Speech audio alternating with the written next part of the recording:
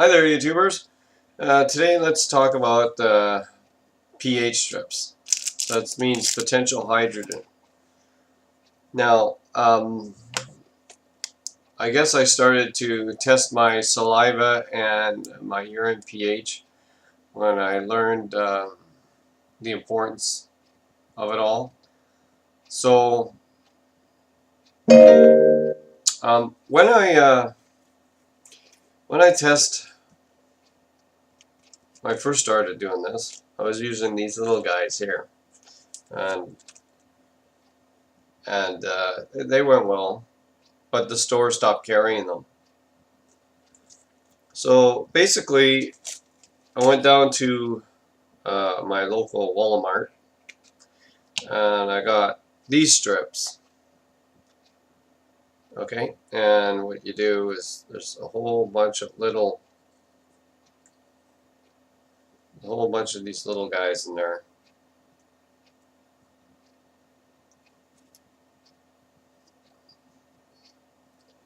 And you compare the colors to the colors on the bottle. And it tells you your pH or whatever you're testing. And this one says that you have to leave it 30 seconds before it's got the color it's supposed to have. And then I went online. I bought these ones from China. And I've been using the same box. So what you can do is you can buy a whole bunch of these pads, and they come in a box, like a package like this, right? And they last a long time. So you just basically you just grab one, and it's perforated, and you tear it away. So with these kind, what I did was I cut them down the middle, so I doubled up the number of strips I had. Kind of glad I did that. So these are called litmus papers. So what I've done, okay, so I guess I should talk about pH. Lots of people out there online are talking about pH. You can find out all about it yourself. But if you test your urine, your pH should be about 6. I'm always happy if it's better than 6, right? But yeah, I would get concerned if it gets below 6 and you're getting the acid. And hopefully your urine, I thought your urine reflected your blood's pH, but it does not. It reflects the pH of your lymphatic system. So every single part of your body has a different pH. So your cells actually have their own pH. The pH of your stomach's like a 2, and then as just food leaves your stomach and goes into your duodenum, then bile goes in there and it changes the pH to like higher than a 2. I think it's like 6 or maybe higher. Anyway, so your saliva should be around an 8, because so you see that strip turned really green. So your saliva actually does do some digesting of fruits and vegetables. So if I compare that with the strip here, right? So I'm going to see that it's a 7, and I'm all right with that. I'm okay with a 7, right? Some people get crazy about pH, you know, and they start to drink things like baking soda and stuff like that. I don't know. Somebody, a friend of mine told me to not mess with the pH too much. Just eat the right foods, and your pH will take care of itself. When I stick this paper into my dog's mouth, oh my God, it turns really, really bright green.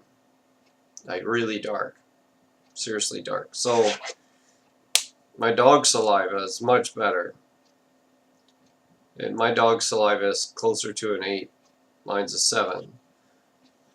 And I don't know about you, but when I was a kid, my father, every time we cut ourselves or hurt ourselves, my father would grab a piece of meat from the fridge or something and he'd rub it on there, and then he'd let the dog lick it. And as soon as the dog licked it, it was like the next day it was healed. So there is something to this pH stuff, I think, that the dog licking or whatever helped heal it. And dogs lick each other, and when they're wounded, and they lick themselves. So there might be something in their saliva that keeps their pH high, and then allows it to heal. So anyway, these were the first ones I've ever used. And I used to get really concerned, and I still do. Like, I still check my urine once in a while, and I want to make sure my saliva is up there in the high pH, and my urine is around 6. But you know what? When I go on to an all-fruit diet, my urine can go up to 8, and that doesn't bother me. So, and I'm sure my urine probably goes lower when I'm doing like a 60-hour fast, dry fast. I never checked it at all, so I was more worried about my keto strips. So anyway, that's a little bit about the pH papers.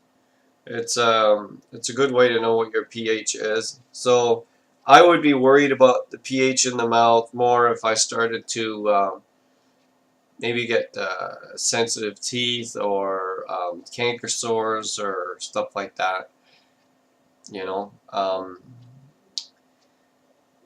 Yeah, I worry more about the mouth if I look back and I don't see fruit digested right in the toilet or vegetables. I'd be worried.